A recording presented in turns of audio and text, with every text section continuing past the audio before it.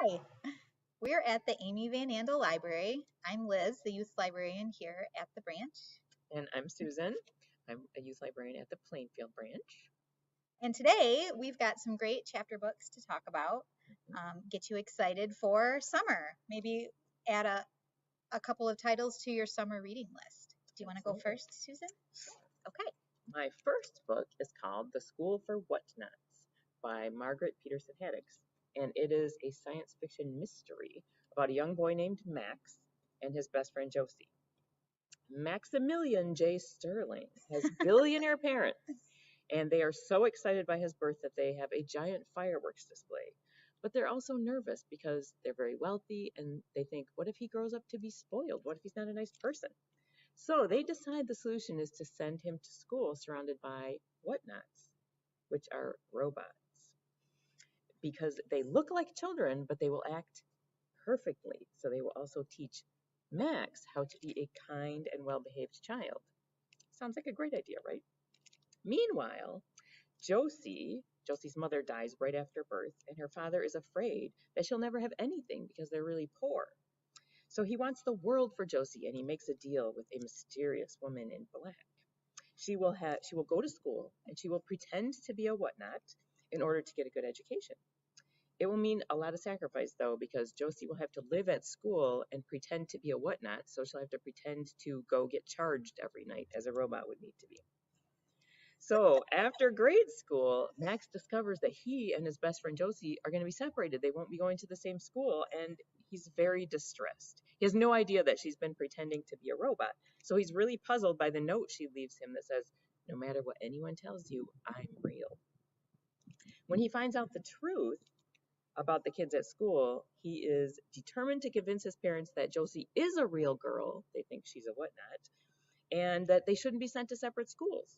Meanwhile, Josie learns a deep, dark secret about the Whatnot Corporation, and she sets out to discover the truth about the Whatnot creators. The School for Whatnots.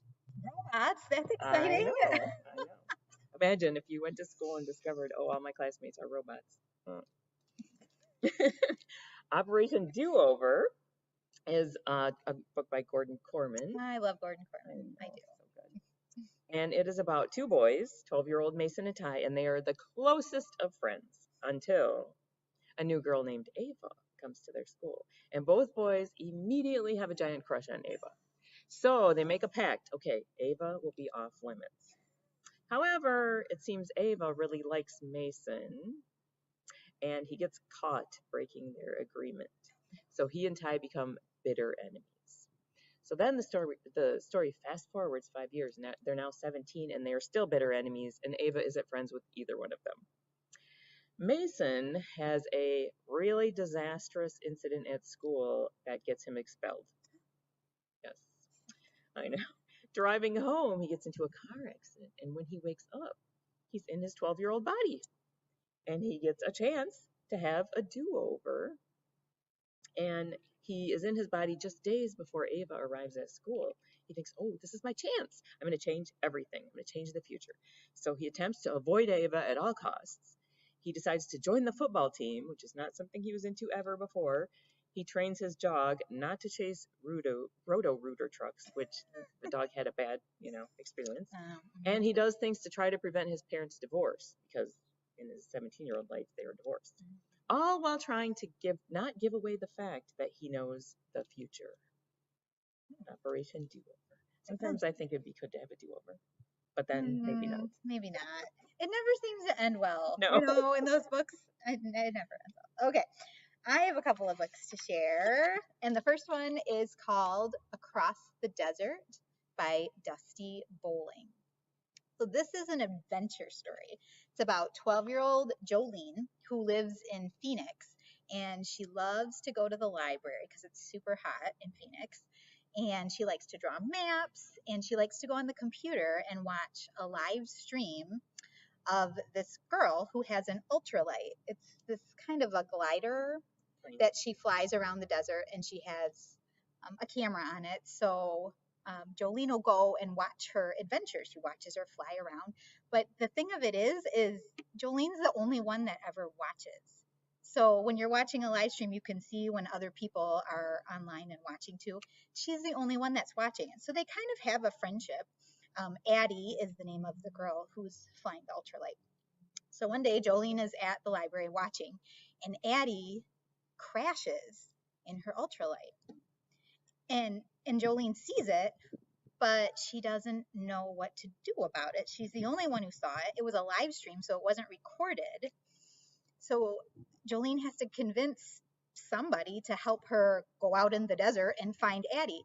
Jolene kind of knows the direction she went. She knows about maps and she knows where Addie goes. But how's she going to get there? How she can convince an adult to help her get there?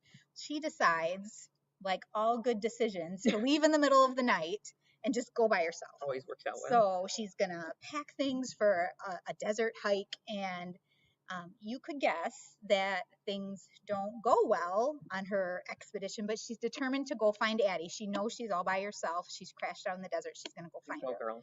She's going to go find her. And she does. But it's not an easy journey, and it doesn't go as planned, of course. So if you like an adventure, a survival story, a desert survival across the desert, I would highly recommend. Okay. I have another story to share with you called Birdie's Billions. It's another kind of a girl power story. This is by Edith Cohn. So what would you do if you found $500,000? It happens to Birdie.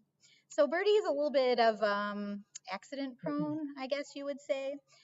She and her mom just moved to this kind of fancy neighborhood, just the two of them. Her mom cleans houses. They don't have a lot of money, but the schools are really good where they moved. So her mom, Birdie's mom, wants her to go to school here. So they're going to live here, even though Birdie doesn't feel like she quite fits in, because a lot of these kids have a lot of money. They have a lot of things. So she goes to a job with her mom, and she brings her skateboard with her. She accidentally crashes into a china cabinet when her mom is cleaning, and her mom gets fired. So it was something that Birdie did that she shouldn't have done. She felt terrible. She feels responsible. So days later, Birdie and her cousin are out on their skateboards again, and they're in this kind of abandoned part of the neighborhood, and they take their skateboard and they go in the pools. The pools don't have any water in them because there's nobody living there. And while they're there, they think, let's go explore this house that nobody's living in, because that's a good idea. So trespassing, illegal. They go in the house and they're just kind of walking around. There's nothing to do, but Birdie notices a hole in the wall, in the drywall of this house. She reaches her hand in and finds $500,000, like stuffed in the wall. So, oh my gosh, this is the most exciting thing, but what is she going to do with it? She knows it could help her mom. She and her mom, they need the money, but she can't just hand it over because, again, Birdie was doing something she wasn't supposed to do, was doing something that could get her in trouble. So she has this great idea that she's going to put parts of the money in envelopes and mail them to her mom from this, like a UPS store, a Ship It store, because then it would just anonymously show up and they could go shopping and have all these great things. She thinks it's a foolproof plan, but as you could guess, the dominoes kind of start to topple, and she finds herself in quite a mess with lots of money. And there's kind of a mystery to this story too, because where did all this money come from? Obviously somebody was hiding it. Somebody was hiding it. So she's afraid somebody might come looking for it because she took it all. It was a really good story. She's a very plucky heroine, and she gets into a lot of jams, makes some bad choices. So if maybe you've made a bad choice or two in your life, you might relate to Birdie and Birdie's Billions. Great story. Very nice. What else you got? I have Honestly Elliot by is it Gillian or Jillian? Probably Jillian Dunn. Mm-hmm. It's a book about a kid who likes cooking. I feel like there are a million books about kids who like cooking, but I mean, who doesn't? Elliot loves cooking, and he's really good at it. When he's not involved in creating delicious meals for his friends and family, he has a lot of trouble focusing. However, He has ADHD and hence the focusing. Sometimes gets distracted while doing schoolwork or cleaning his room, even though while he's cooking, he's totally focused on it. He did come close to failing the first semester of sixth grade because he got slightly panicky when he got behind in his homework and the assignments just kept piling up and he just kept throwing them in the closet and ignoring them. Like you do. He's on the right track now, though. His parents are divorced, and even though everyone gets along well, his stepmom is pregnant, and Elliot's kind of worried that the new baby will take all of Dad's attention. His best friend also moves away, and his current friends ditch him when it's time for a class project because he gets distracted. Maybe he's not the best partner. He's really surprised when a smart, popular girl named Maribel takes him on as his partner. And he finds that she too has a condition that she has to deal with. She has celiac disease, where you can't eat gluten. And her friends don't try to understand her condition either. So they partner up and they decide that their project will involve cooking. So they have lots of experiments that don't go well, but in the end, they prevail. And after some issues, they make a good team.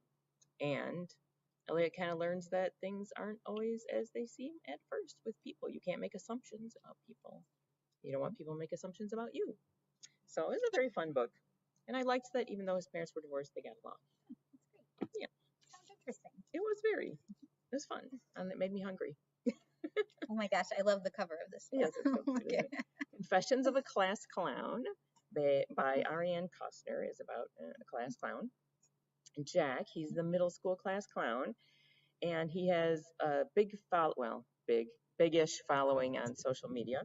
It's a social media platform called MyTube, and it's similar to YouTube or TikTok. And he found in elementary school that he would rather be laughed at for being silly than not knowing the answer. So he has kind of developed this reputation as a class clown, and he comes up with funny videos to do so that people will think he's cool for being funny. But his videos aren't always nice, so he kind of burns through his friends pretty quickly. They get mad at him and they don't want to be friends with him anymore. They don't want to be in his videos. So he decides to visit a new program that a teacher is doing called friend shipping. It's sort of like speed friending. The kids sit around a table and they all rotate and talk to different kids. He decides, hey, I'm going to go to friend shipping after school and find a new sidekick since my friends all ditched me. So other kids who show up to friendshipping are Tasha, and she's a new kid. She makes her own fashion. She doesn't tell people that she shaves her head in honor of her brother who died of cancer. Mario loves hacky sack, but he's not cool because his parents won't let him have a cell phone, so he is not with all the new things. And Brielle, who seems like the perfect teacher's pet on the outside, but she's much more complex than she seems on the surface. She seems like she has it all together, but she really doesn't. So the book describes events through the eyes of all four kids as they go to this friendshipping and then they get together outside of school to do things. And it does a great job of showing how all four kids have insecurities and misperceptions about each other. You know, they all think Brielle is perfect, but then when you get to Brielle's side of things, you realize, oh, she is scared because followers sometimes make rude comments on her social media and it hurts her. It really shows that your assumptions about people may be completely incorrect, and the life that you see people leading on social media is often nothing like their actual life. So Jack gradually realizes that maybe being popular for funny videos online isn't as great as it seems, and that actually real people are much more important than getting likes and comments. And the other kids kind of gradually get to know Jack and each other, and they come to their own realizations about who the other people are and what's important to them and who they are. It doesn't sound funny, but it really is. It was very amusing, and I thought Jack was a real jerk in the beginning, but he really grew on me, and I liked him a lot by then. So, Confessions of a Class Clown. You have to like your main character. Yes. I don't like At first him. I thought, but he turned out well in the end. I'm glad you finished it. Yeah. Okay. The next book I want to share with you is called Set Me Free. This is by Claire Lazat. Now, this is historical fiction. It's actually a sequel to her first book called Show Me a Sign. However, I read the first book. I think you could read this without reading the first one. It's the same characters, but they talk a little about what happened in the first book, but this is a whole different story. So this is set in the early 1800s on Martha's Vineyard, where the majority of the population, the people who live there, are born deaf. So the community signs use the sign language to communicate with one another. There is somebody on the mainland that knows about the main character, Mary. She's 14, that she could maybe help a child on the mainland that is nonverbal.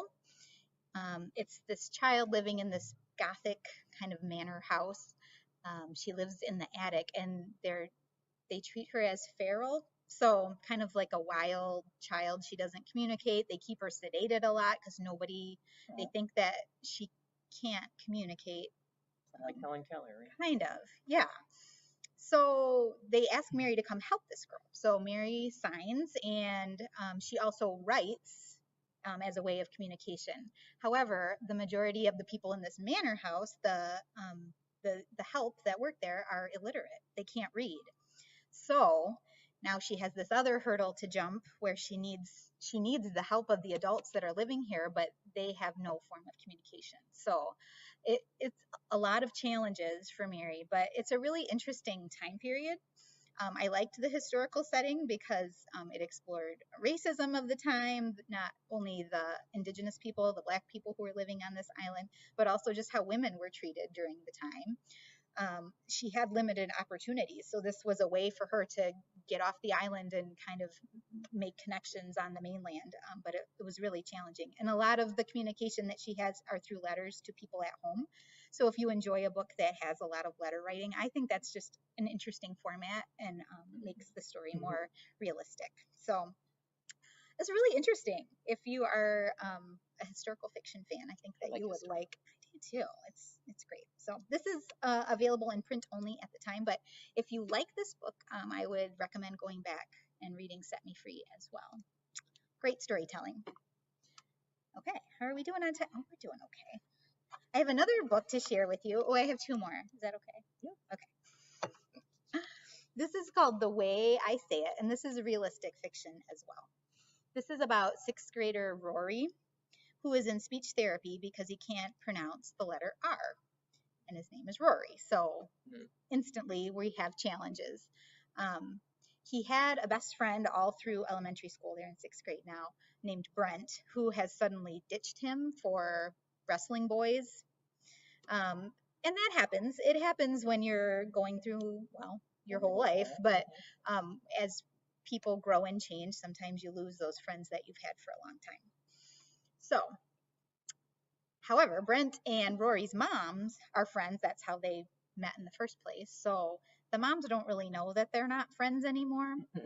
During the story, Brent, the kind of the mean boy, gets in an accident, and he's out riding his bike. He gets hit by a car, and he has a brain injury.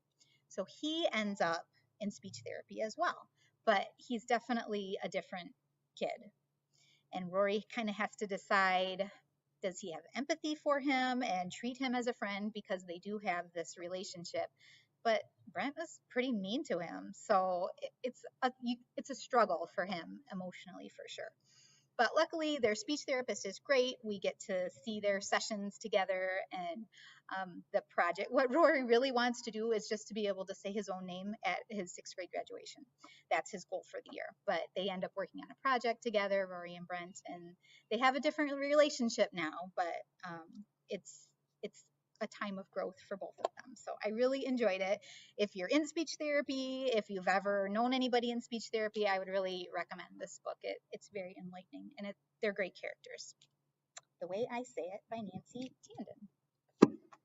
Okay, it's the grand finale. Are you excited? I'm ready. Okay. I've been talking about this book for quite a while now. If you like a scary story, I highly recommend The Ash House by Angharad Walker. This is kind of a creepy Gothic tale about these children that are living in a home together.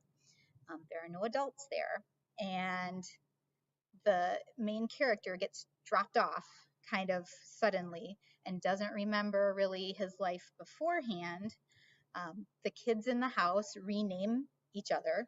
His name ends up being Solitude, Saul, and his best friend, that the person that he spends the most time with, is called Dom, for freedom. So they're all living in this creepy house. There's no adult. There's a headmaster that Saul hears about, and all of the children have jobs during the day. One of the jobs is to sit by this telephone and wait for the headmaster to call them with instructions. Now they go about their days. They watch educational videos, and they do chores around the house, and they take care of each other. But Saul suffers from this really crippling back pain, and he kind of has seizures and things. And the kids are all really scared that the doctor might come to the house and try to cure him. And the doctor has visited before, and they're not really sure if he's an actual doctor or if he's just some person pretending to be the doctor, but he's definitely not someone they want in the house. So they're trying to kind of help Dom to deal with this pain that he's feeling. It's really scary. This was a really scary book because you don't really have all the information. Like, you're just wondering, how did all of these kids get there? Obviously, they've lived there for a long time. There's pictures of them around the house. They don't know where the adult went that was in charge of them, but they all believe that he's going to come back. So if you like kind of a atmospheric, creepy book, the setting is very scary. There's all of these mossy gardens, and the house itself is creepy. But if you liked The Night Gardener, this reminded me of that, or The Nest by Kenneth Opel is an older book, but that was a really scary one. Or even Coraline by Neil Gaiman, if you like that kind of scary book. Yeah, I thought it was great. It had an ending that I gasped. It doesn't happen very often, but I read the last page and I was like, I can't believe what I just read. Don't read the last page first. I know some people do that, but don't do it because it's very, it will wreck it. It was such a good book. I highly recommend The Ash House. If you like a scary story, it's pretty scary. And show them the cover up close. It's very creepy. Oh my gosh. So yeah, you can see all of their kind of scary eyeballs, and that one has an X on it. Yeah, you'll find out about that too. Okay, check it out. That's all the books I have. Do you have anything else? You're good. I'm good. Okay. Thanks so much for talking chapter books with us. We had a great time. We hope you did too. Read a lot this summer, and we'll tell us about it. Yes, especially if you read that scary one. I want to hear about it. Have a great day. Thanks.